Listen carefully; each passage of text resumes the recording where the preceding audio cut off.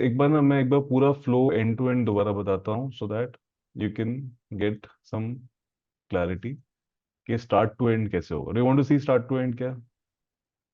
Yes. Chat box में बताओ। Got it. अगर स्टार्ट टू एंड तो मैं एक बार शुरू से धीरे धीरे पूरा बताता हूँ। From creating a copy to the final thing. Okay Vineet, ये जो है ना, अभी इस पार्ट की वीडियो भी सबके साथ में शेयर कर देना so that they can also yes. Revise yes. Yes sir. खुद के पेस पे। And push notification, sorry, ticketing sheet also, na? हाँ, दोनों। ओके मैं चैट बॉक्स को ऑफ कर रहा हूँ अभी।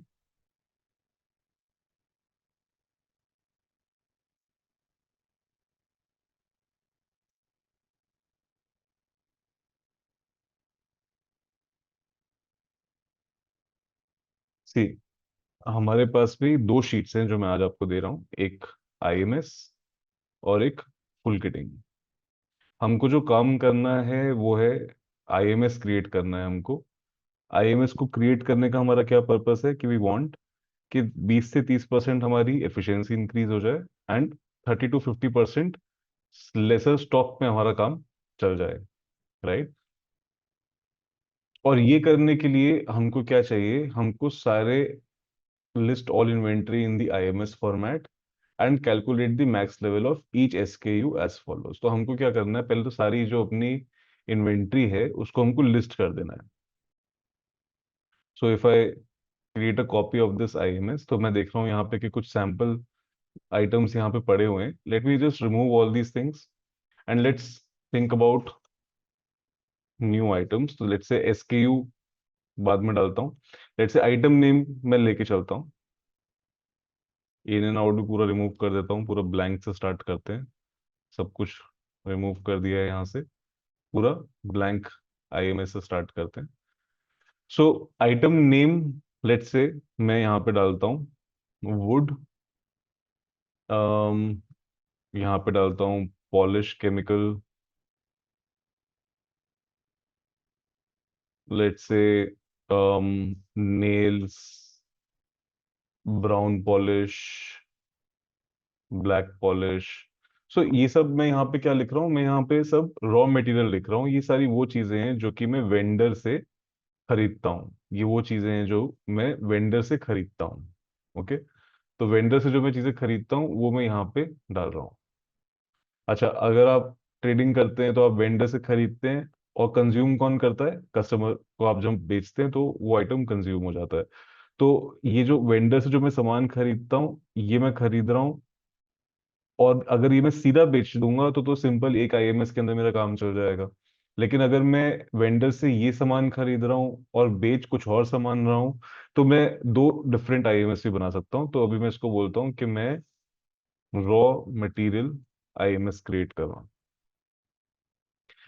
सो यहाँ पे हमारे पास में would, polish chemical, nails, brown polish, black polish, यहाँ पे मैंने दो चार चीजें डाल दी। मैं अज्यूम कर रहा हूँ कि हमारा फर्नीचर बनाने का काम है।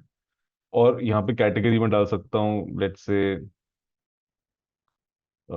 furniture. It's not necessary that I put a category, but I can if I want to. Then the thing is, I need to calculate average daily consumption. मेरे को यहाँ पे average daily consumption calculate करनी है। SKU code I can put in anything like SKU1, SKU2, SKU3, SKU5। मैंने यहाँ पे SKU code डाल दिया, स्टॉक कीपिंग यूनिट।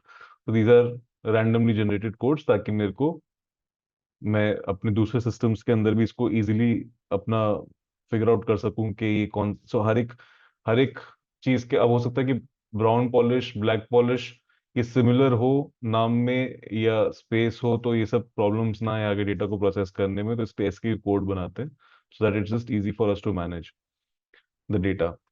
सो आइटम नेम आ गया, एसक्यू कोड आ गया, एवरेज डेली कंजम्पशन मेरे को कैलकुलेट करना है। तो I can do two things. One, या तो मैं अपना सीधा जो डेटा है परचेज का, या जो डेटा है मेरा, जहाँ जहाँ से भी कंजम्पशन निकलती है वहां से मैं खुद कैलकुलेट करके लेके आ सकता हूँ। या फिर अगर आप ट्रेडिंग करते हो तो आप यहाँ पे सीधा अपने जितने भी आपने इनवॉइसेस काटे थे वो डालोगे। अगर लास्ट 3 मंथ्स के अंदर सारे आइटम का अगर आप डाल दो कि एसकेयू क्या है, कि वो यहाँ पे आउट कब कब हुए हैं, उनकी डेट्स क्या है और कितनी क्वांटिटी में अगर आउट हुए हैं डाल दोगे अगर आप। तो फॉर एग्जांपल आपने डाला कि मेरे पास में SKU 1 जो है ये आउट हुआ, लेट्स से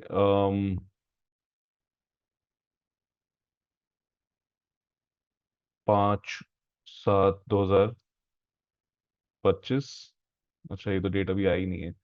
सो ये 2 को हुआ एक बार आउट, एक बार ये आउट हुआ 1/7/2025, एक बार ये आउट हुआ लेट्स से 14/6/2025। ये क्वांटिटी 100 क्वांटिटी, ये 50, ये 56 क्वांटिटी, ये 80 क्वांटिटी। तो आप अगर पुराना सारा कंजम्पशन डाल दोगे अपने लेट से लास्ट 3 मंथ्स का, और उसके बाद में यहाँ पे of course first I need to authorise the sheet ताकि इसके फॉर्मूलाज में रन कर सकूं। तो अगर आप अपने सेल्स का डेटा यहाँ पे डाल दोगे लास्ट 3 मंथ्स का, इस फॉर्मेट में, इस पर्टिकुलर फॉर्मेट में, तो you can also click on this button which says update average daily consumption. तो यहाँ पे बोल रहा है enter the number of days before today for average daily consumption calculation. तो अगर 6 मंथ्स होगा तो I can put 90 days, sorry 180 days. अगर 3 मंथ्स का करना है आई कैन पुट 90 डेज। लेट्स अगर मेरे को लास्ट 3 मंथ्स का करना है, मैं यहाँ पे 90 लिख देता हूँ for the sake of simplicity. अभी मैं फिलहाल इसको 30 डेज कर देता हूँ।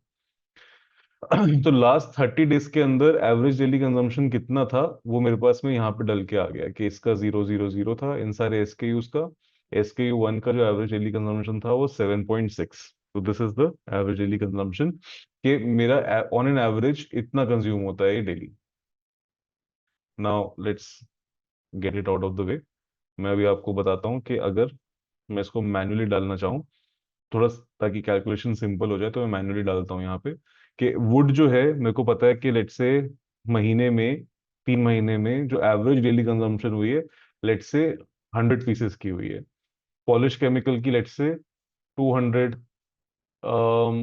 नेल्स की लेट से 300, ब्राउन पॉलिश की लेट से 500, ब्लैक पॉलिश की let say 100। You can also put category की जगह पे यूनिट, कि यूनिट क्या है इसकी। It can be square metre, it can be litre, KGs, litre, litre, right. Unit भी डाल सकते हो कैटेगरी चेंज करके, या फिर you can put item name के अंदर ही यूनिट, के पर स्क्वायर मीटर, पॉलिश केमिकल पर litre, nails KG, brown polish litre. So इसके अंदर भी डाल सकते हो, doesn't matter. You can also put categories और other things in the name, क्योंकि हम अल्टीमेटली एसकेयू मैच कर रहे हैं तो आइटम नेम में आप और चीजें डाल सकते हो, डजेंट मैटर।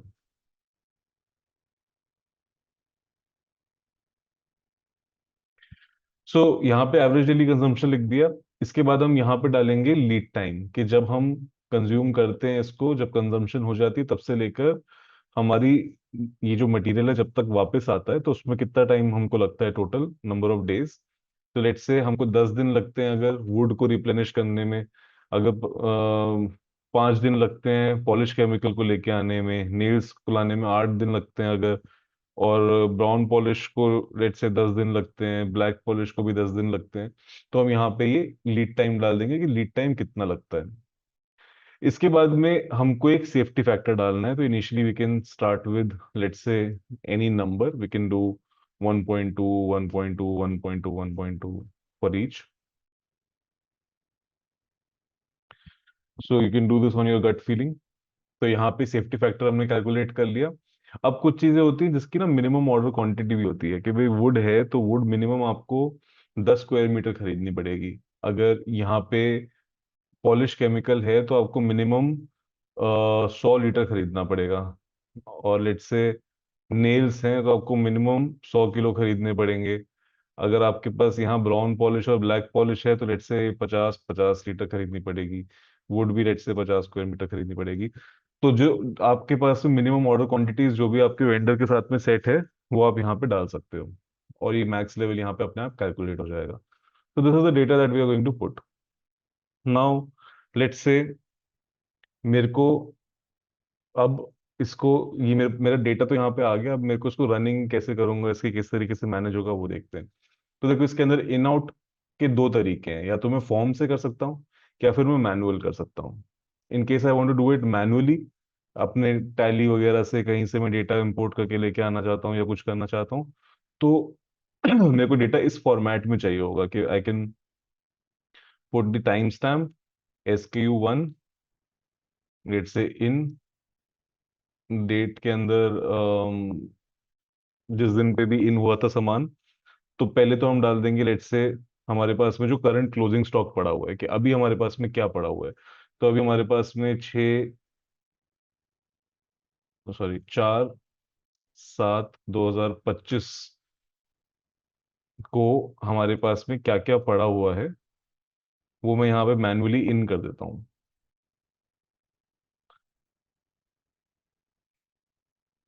तो लेट से मेरे पास में अभी वुड मैक्स लेवल्स उठा लेता हूँ, थोड़ा ऊपर नीचे इसी से कर लेता हूँ। तो लेट से मेरे पास में वुड पड़ा हुआ है 800 पीस। नेल्स मेरे पास में 1500 पड़ा हुआ है। ये मेरे पास में 2500 पड़ा हुआ है। ये लेट से 8000 पड़ा हुआ है। ये मेरे पास में 3000 पड़ा हुआ है। तो मेरे पास में अभी जो क्लोजिंग स्टॉक है वो मैंने यहाँ पे इन कर दिया। अब आगे फ्यूचर में मैं इधर इन भी कर सकता हूँ, आउट भी कर सकता हूँ। Similarly I can put a Google form also over है। मैं गूगल फॉर्म अगर लिंक कर दूंगा, जैसे मैं अपने FMS के अंदर फर्स्ट स्टेप के अंदर लिंक करता हूँ Google form, I can link a Google form also. तो I am not going to show कि गूगल फॉर्म कैसे डालना है यहाँ पे, because all of us already know that, all the MIS executives. अब इसके अंदर जैसे जैसे आउट होता जाएगा तो वैसे वैसे आप आउट भी डाल सकते हो इसके अंदर। मैं इसको 4/7 की जगह 1/7 कर देता हूँ, ताकि हम थोड़ा सा देख भी सकें कि इन आउट कैसा दिखाई देता है। तो लेट से मैं अभी इन सब चीजों को आउट का भी एक डाल देता हूँ। लेट से 2/7/2025 को 400 200 500 ये कुछ मैंने आउट कर दिए। Let me do some more outs on 3/7/2025। 100 500 200 100 400, right. तो अब मेरा ये आउट होते जा रहा है। तो जब मैंने अपनी IMS स्टार्ट करी थी, this was the closing stock. And now as I progress, दिन ब दिन जो है हमारे पास में सामान आउट होते जा रहा है, राइट। अब हर मंडे को मेरे को क्या करना है, every Monday I just need to open this IMS। IMS के अंदर IMS वाली शीट के ऊपर जाऊंगा, यहाँ पे मेरे को अपने सारे आइटम और उनके मैक्स लेवल और उनके SKU कोड दिखते रहेंगे। Now what I can do is, मेरे पास में यहाँ पे कुछ ऑप्शंस हैं। मेरे पास में एक जगह लिखा हुआ है क्लोजिंग हिस्ट्री, एक जगह लिखा हुआ है कैलकुलेट इन्वेंट्री, एक कैलकुलेट लेटेस्ट क्लोजिंग स्टॉक। तो इफ आई वांट टू सी कि अभी मेरे पास में क्लोजिंग स्टॉक हर एक आइटम का कितना है, तो I can click on calculate latest closing stock. तो ये up to date closing stock मेरे पास में आ गया। I can see that wood is in yellow, nails green में है, बट मेरे पास में ओवर स्टॉकिंग हुई हुई है ब्राउन पॉलिश और ब्लैक पॉलिश की, तो ये पर्पल आ रहा है बिकॉज ये ओवर स्टॉकिंग है। I can also see last month की पूरी क्लोजिंग हिस्ट्री। अगर मैं कैलकुलेट इन्वेंट्री पे क्लिक करता हूँ, जो डिफॉल्ट लिखा है इसके आगे, डिफॉल्ट पे अगर मैं क्लिक करता हूँ तो लास्ट 1 मंथ की कैलकुलेट होती है, लास्ट 30 डेज की। तो that is more than enough for me to see a trend. तो आई कैन सी के जब से मेरे पास में डेटा आया है तब से लेकर अगर आज तक देखूं, तो ये दिखा रहा है कि मेरे पास एक साथ को ग्रीन में था, फिर येलो में हुआ, फिर येलो में, फिर 4/7 को भी येलो में, फिर ये पहले एक साथ को ओवरस्टॉकिंग थी, फिर ग्रीन हुआ, फिर येलो हुआ, एंड फिर मैं नीचे देख रहा हूँ यहाँ पे 2300 था, फिर 2100 हुआ, फिर 2100 हुआ। Now what I can do, अब मेरे को यहाँ पे दिखाई दे रहा है कि मेरा ये जो पॉलिश है, ये दोनों पर्पल में रहता है, ये दोनों जो चीजें हैं ये मेरी पर्पल में रहती है।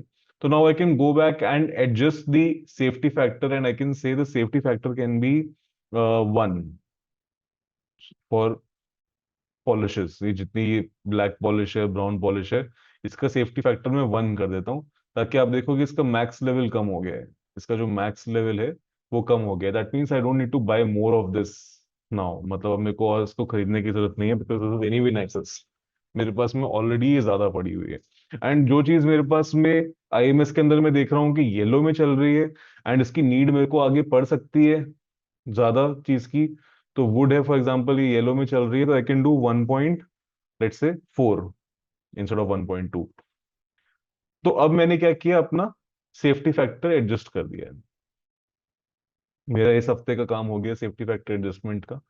अब मैं आईएमएस पे जो है जाके I can click on this button which says update reorder sheet. Okay, update reorder sheet. तो if I click on this update reorder sheet, तो मेरी रीऑर्डर शीट के अंदर मेरे को ये पता लग जाएगा कि मेरे को क्या क्या चीजें खरीदनी है और कितनी कितनी खरीदनी है। तो अभी जैसे मेरे पास में यहाँ पे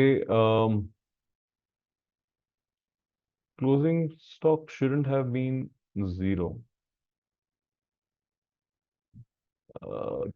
Calculate inventory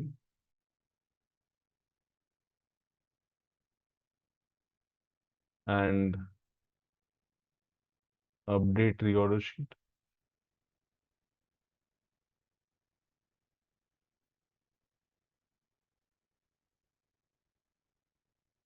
Maybe it is because it's not Monday yet. Hmm.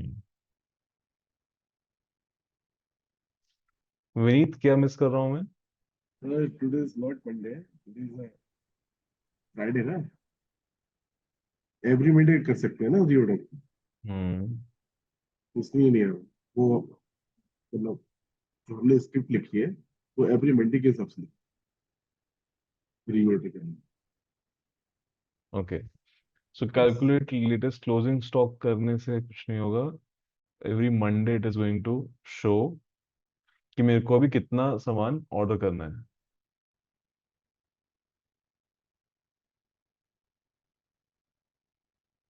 अभी मैं इसको मैन्युअली कर लेता हूँ। लेट्स से कि मेरा जो क्लोजिंग स्टॉक लिखा हुआ है वो ये लिखा हुआ है 500, 600, 2500 एंड ऑल ऑफ दिस। सो मेरे को यहाँ पे पता लग जाएगा कि रीऑर्डर क्वांटिटी कितनी है जो मेरे को अभी रीऑर्डर करना है। तो जब जब ये आएगा असली में, तो reorder quantity would be max level minus closing stock. तो ये कुछ ऐसा दिखाई देगा जब असली में जब आएगा। तो this is going to look like this. यहाँ पे 00 लिखा हुआ होगा कि हमको इसको रीऑर्डर करने की जरूरत नहीं है। तो हमारे पास में ये इन्फॉर्मेशन आ जाएगी कि भाई SKU 1 2 3 ये चीजें हमको ऑर्डर करनी है। MOQ is this much, max level is this much, this is the closing stock and this is how much we need to reorder। ये रीऑर्डर करने का जो है अगर हम देखें, नोटिस करें, तो पहले जो मेरा आइटम लिस्ट के अंदर सेफ्टी फैक्टर था, दिस सेफ्टी फैक्टर वाज 1.2, तो 1200 मैक्स लेवल था। और जब मैंने 1.4 करा तो ये 1400 हो गया। तो यहाँ पे हमारे पास में it wants us to order 900 pieces to get back to 1400। 1400 तक वापस पहुंचने के लिए it wants us to order 900, ताकि हमने जो सेफ्टी फैक्टर में एडजस्टमेंट करी है वो हमारे नए मैक्स लेवल जो अब आया है उसके हिसाब से हमारा क्लोजिंग स्टॉक हो जाए। तो इसके अंदर अगर मैं बोलूंगा कि yes I want to place these orders, तो मैं वाई लिख दूंगा इसके आगे, and now I can click on this button which says create indent. तो इससे क्या होगा कि ये इंडेंट लिंक वाली एक शीट है इसके अंदर, इसके अंदर ये एंट्रीज इस तरीके से डल जाएंगी कि इंडेंट नंबर 1 2 3, SKU 1 2 3, ये आइटम है, ये कैटेगरी है, ये इसकी मिनिमम ऑर्डर क्वांटिटी है, ये मैक्स लेवल क्लोजिंग स्टॉक और ये रीऑर्डर क्वांटिटी। मैं अब इस इंफॉर्मेशन को सीधा अपने FMS के अंदर इंपोर्ट रेंज करके लेके जा सकता हूँ, so that I can now get this order rolling, and मैं अपना इसको ऑर्डर प्लेस कर दूं और FMS के ऊपर ही चल जाए। तो ये पूरा का पूरा जो प्रोसेस है कुछ इस तरीके का दिखाई देता है IMS मैनेज करने का। And this is all that we have to do right now. अभी हमको इतना ही करना है कि we can we need to manage our IMS like this कि order what is sold reorder sheet के ऊपर देख के एंड पुराना ट्रेंड देख के we can change the safety factor. पुराना अपना ट्रेंड देख के हम सेफ्टी फैक्टर को अपडेट कर सकते हैं। जो पर्पल में है, उसको सेफ्टी फैक्टर कम कर दो, जो ग्रीन में है, उसका सेफ्टी फैक्टर ऊपर कर दो। This is how it works.